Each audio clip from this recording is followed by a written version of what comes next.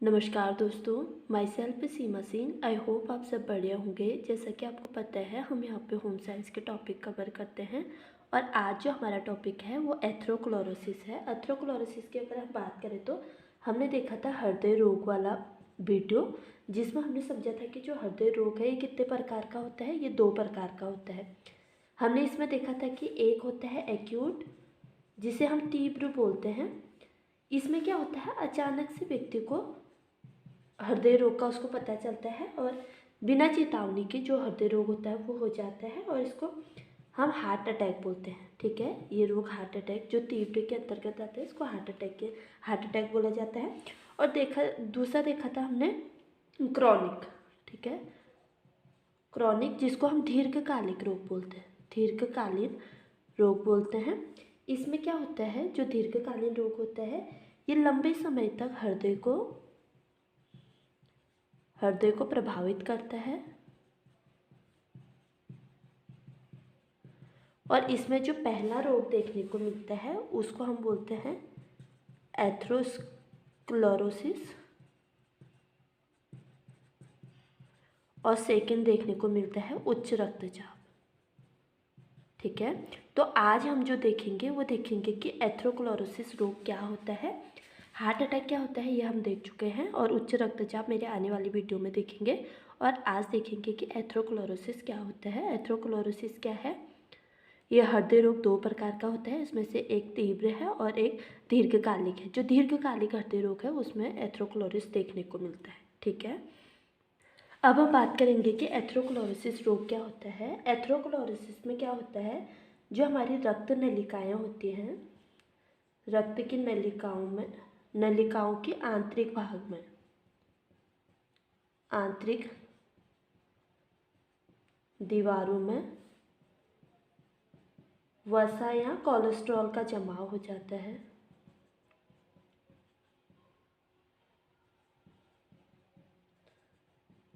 Triglycerol, glyceride,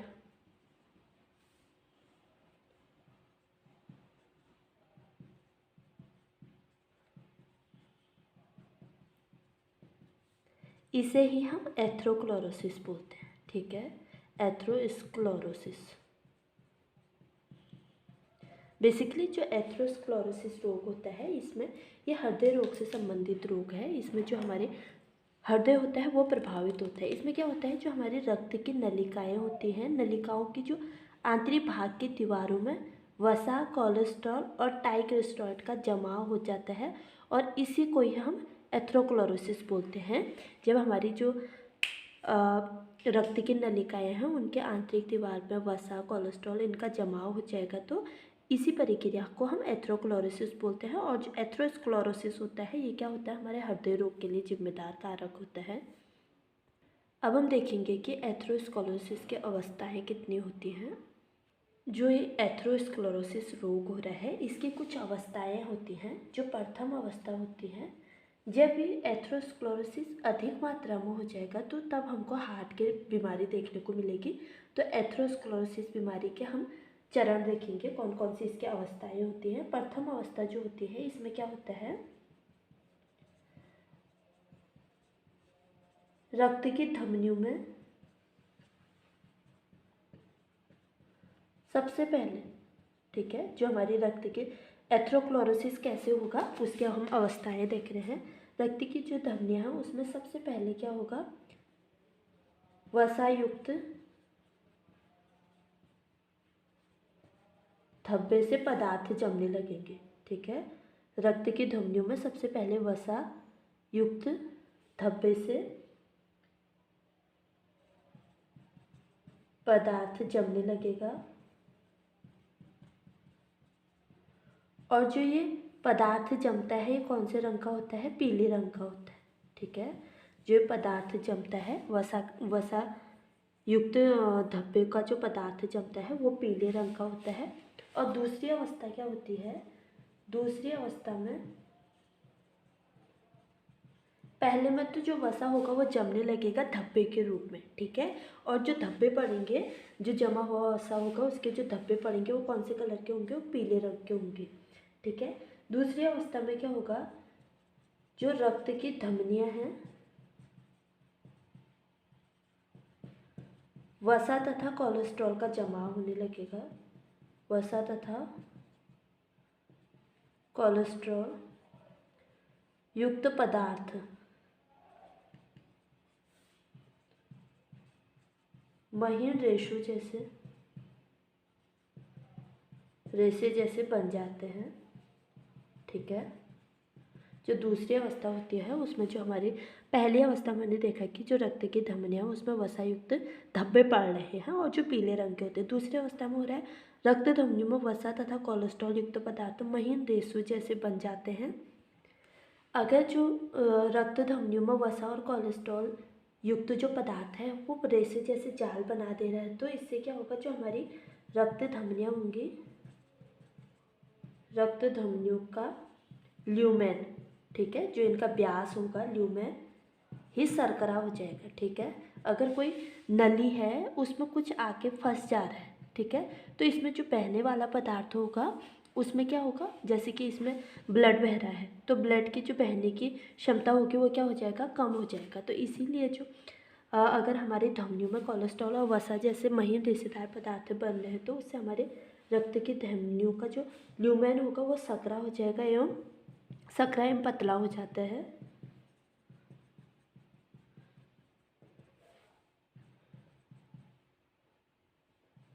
और रक्त को बहने की जगह कम मिलती है। ठीक है, बहने की जगह कम मिलती है।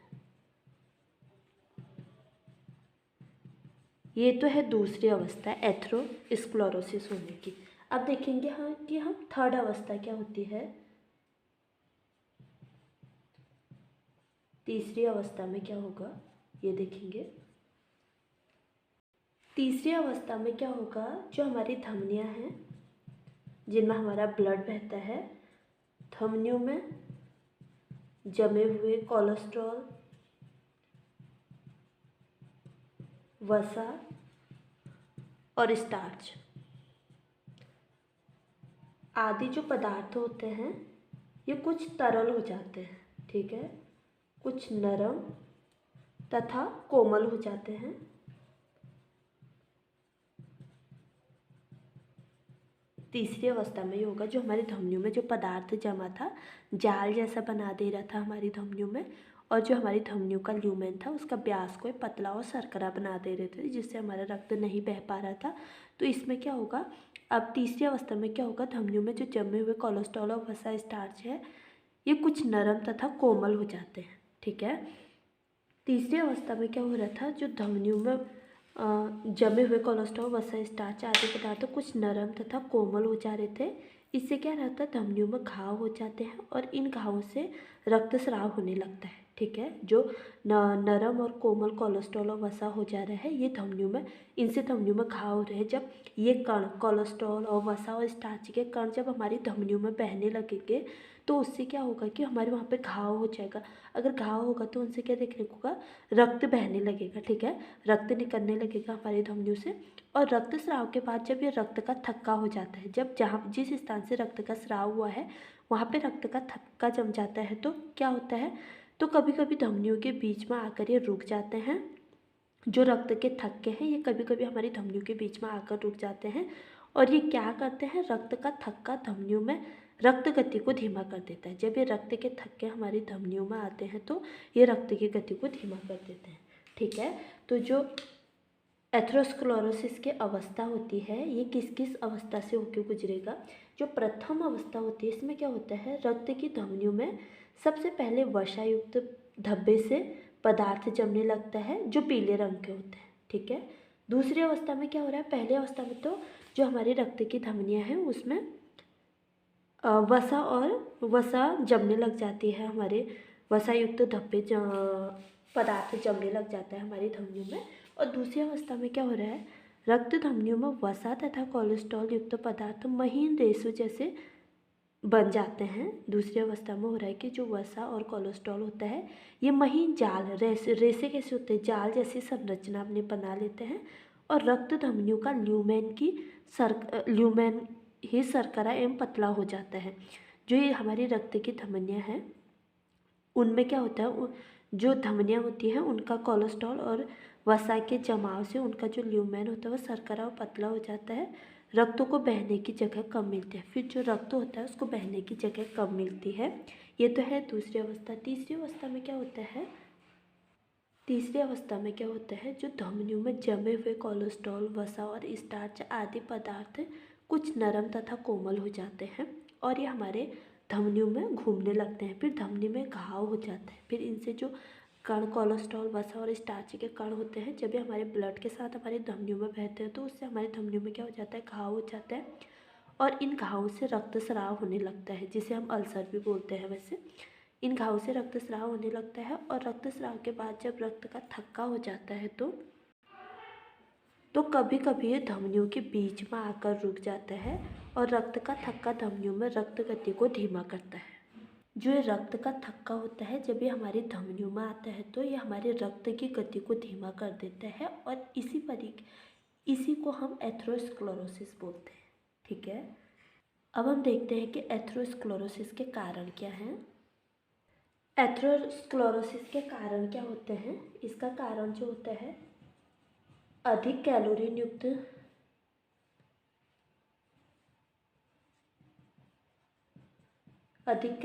युक्त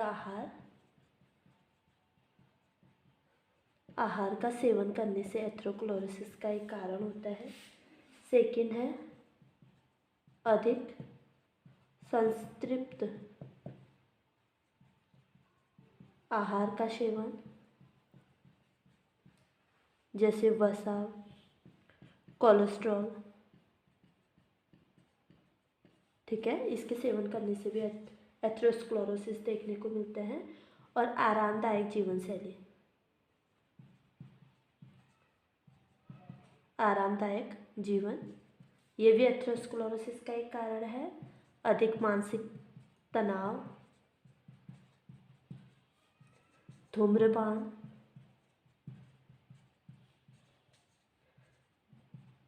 अधिक अल्कोहल की मात्रा लेना और दवाइयों के अधिक, जैसे सल्फर युक्त दवाइयाँ, इनके उपयोग भी एथेरोस्क्लेरोसिस का एक कारण होता है। तो एथेरोस्क्लेरोसिस के कारण में हमने देखा कि जो एथेरोस्क्लेरोसिस का कारण होता है, इसका अधिक जो होता है कैलोरी युक्त, वो क्लोरीन नहीं होगा, कैलोरी युक्त। अधिक कैलोरी युक्त आहार का सेवन करना, अधिक संक्षिप्त वसा आहार का सेवन करना, वसा कोलेस्ट्रॉल का अधिक सेवन भी इसका एक कारण होता है। आरामदायक जीवन, मानसिक तनाव, धूम्रपान, शराब और सल्फर युक्त दवाइयों का अधिक उपयोग करने से भी एथेरोस्क्लेरोसिस का एक कारण माना जाता है। जो एथेरोस्क्लेरोसिस होता है, इसके कारण कई अन्य रोग देखने को मिलते हैं। अन्य रोग कौन कौन से होते हैं, जैसे एंजीना पेक्टोरिस में क्या होता है, जब हमने हृदय रोग वाला चैप्टर पढ़ा था उसमें देखा था कि जो एंजीना पेक्टोरिस होता है, इसमें होता है जब रक्त में ऑक्सीजन की कमी हो जाती है या फिर जो हृदय की मांसपेशियाँ होती है वो उनमें सही रूप से रक्त नहीं पहुंच पाता है, तो उससे जो होता है हमारी छाती में तेज चुभन होती है। इसी को हम एंजीना पेक्टोरिस बोलते हैं। तो एथेरोस्क्लेरोसिस के कारण अन्य रोग भी होते हैं। पहला है एंजीना पेक्टोरिस भी देखने को मिलता है। हृदय रोग देखने को मिलता है, ये हम जानते ही हैं कि हृदय रोग देखने को मिलता है और हार्ट अटैक देखने को मिलता है। ठीक है, तीव्र हार्ट अटैक देखने को मिलता है। ठीक है, और एथेरोस्क्लेरोसिस रोग के उपचार के लिए हम क्या कर सकते हैं, नियमित रूप से व्यायाम कर सकते हैं, तनाव मुक्त रहने की कोशिश कर सकते हैं। जितना भी तनाव हो रहा है उसको टेंशन नहीं लें, तो इससे भी हमको एथेरोस्क्लेरोसिस नहीं देखना चाहिए। सिगरेट का बैन करना चाहिए, शराब बैन, और रक्त में कोलेस्ट्रॉल का स्तर कम करना चाहिए। अगर हमारे रक्त में कोलेस्ट्रॉल की अधिकता हो रही तो उसको कम करना चाहिए। रक्त नलिकाओं में रक्त जमने से रोकना चाहिए। ठीक है, जो हमारे रक्त की नलिकाओं में, जो हमारी धमनियों में रक्त जम रहा है उसको जमने से रोकना चाहिए। तो ऐसे हम एथेरोस्क्लेरोसिस का उपचार कर सकते हैं। तो एथेरोस्क्लेरोसिस रोग का हम उपचार कैसे कर सकते हैं, मानसिक तनाव मुक्त होना चाहिए व्यक्ति को, व्यायाम करना चाहिए, नियमित रूप से धूम्रपान और शराब का उपयोग नहीं करना चाहिए, रक्त में कोलेस्ट्रॉल का स्तर कम करना चाहिए, ठीक है। अगर हमारे रक्त में कोलेस्ट्रॉल की मात्रा अधिक हो जा रही है तो उसका कम करना चाहिए और रक्त नलिकाओं में रक्त जमने से रोकना चाहिए। ठीक है, रक्त नलिकाओं में रक्त को जमने से रोकना चाहिए। जो हमारी रक्त की नलिकाएं हैं उनमें रक्त जमने से रोकना चाहिए। हम रक्त की नलिकाओं में रक्त को जमने से कैसे रोक सकते हैं? हम व्यायाम कर सकते हैं, वसा रहित आहार ले सकते हैं, वसा का कम उपयोग, कोलेस्ट्रॉल का कम उपयोग, व्यायाम कर सकते हैं, मानसिक रूप से स्वस्थ रह सकते हैं। तो हम इससे जो हमारे रक्त में जो हमारी धमनियों में रक्त जम रहा है उसको जमने से रोक सकते हैं। तो एथेरोस्क्लेरोसिस का उपचार इन विधियों के माध्यम से हम कर सकते हैं। तो ठीक है, तो आज हमने देखा कि एथेरोस्क्लेरोसिस क्या होता है, ये हमने डिटेल में पढ़ा। ये हृदय रोग से संबंधित है। एथेरोस्क्लेरोसिस जो दीर्घकालीन हृदय रोग देखने को मिलता है उसमें हमने देखा था कि उसका एक कारण एथेरोस्क्लेरोसिस था, दूसरा कारण उच्च रक्तचाप है। आज हमने एथेरोस्क्लेरोसिस को देखा। अगले आने वाली वीडियो में हम उच्च रक्तचाप क्या होता है इसको देखेंगे। तो अगर आपको मेरी वीडियो पसंद आए तो प्लीज़ लाइक, शेयर, कमेंट और सब्सक्राइब करना ना भूलें। मिलते हैं अपने अगले वीडियो में, तब तक के लिए बाय।